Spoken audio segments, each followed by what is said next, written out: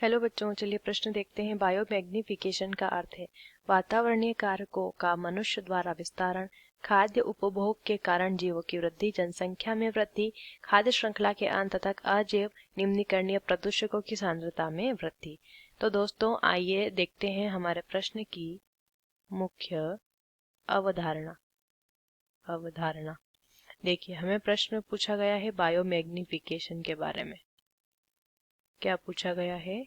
Biomagnification के बारे में। बायोमैग्निफिकेशन जो होता है, इसे समझते हैं पहले क्या होता है। जैविक आवर्धन या जैव आवर्धन भी इसे कहते हैं। यहाँ पर क्या होता है, जब कोई प्रदूषक हमारा कहाँ प्रवेश कर जाए, जब एक प्रदूषक प्रवेश कर जाता है किसी खाद्य श्रृंखला के अंदर, खाद्य श्रृंखला में, तो उस खाद्य श्रृंखला के अंदर इस प्रदूषक की पोषी स्तर के साथ इस प्रदूषक की सांद्रता बढ़ती जाती है। यह प्रक्रिया बायोमैग्निफिकेशन या जैव आवर्धन के नाम से जानी जाती है। अब इसे एक उदाहरण से हम समझ लेते हैं कैसे यह प्रक्रिया होती है। जैसे कि जल में, मान लीजिए जल में एक प्रदूषक है डीडीटी। अब जल से ये डीडीटी जो है, मान लीजिए जल में डीडीटी की सांद्रता है हमारी 0.003 ppm। ppm में हम दर्शाएंगे इस मात्रा को।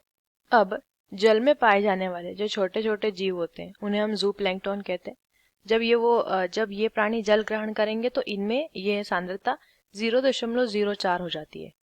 डीडीटी की सांद्रता की हम बात कर रहे हैं। इस छोटे जीव को खाने वाली होती है छोटी मछली इसे खाकर अपना पोषण प्राप्त करती है। तो इस छोटी मछली में यह सांद्रता बढ़कर हो जाती है 0.5 पार्ट्स पर मिलियन। छोटी मछली को खाने वाली होती है बड़ी मछली खाकर अपना पोषण प्राप्त करती है छोटी मछली को। तो बड़ी मछली में ये जो सांद्रता होती है ये 2 पार्ट्स पर मिलियन हो जाती है।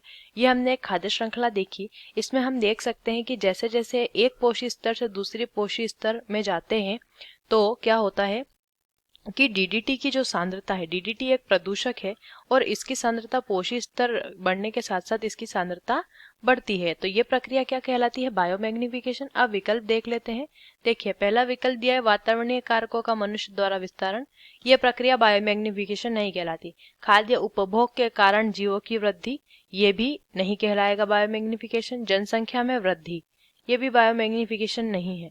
खाद्य श्रृंखला के अंत तक अजैव निम्नीकरणीय प्रदूषकों की सांद्रता में वृद्धि, हमने डीडीटी के उदाहरण से इसे समझा और ये होता है बायोमैग्निफिकेशन। विकल्प डी सही होगा। आशा करते हैं आपको ये उत्तर समझ आया होगा। धन्यवाद।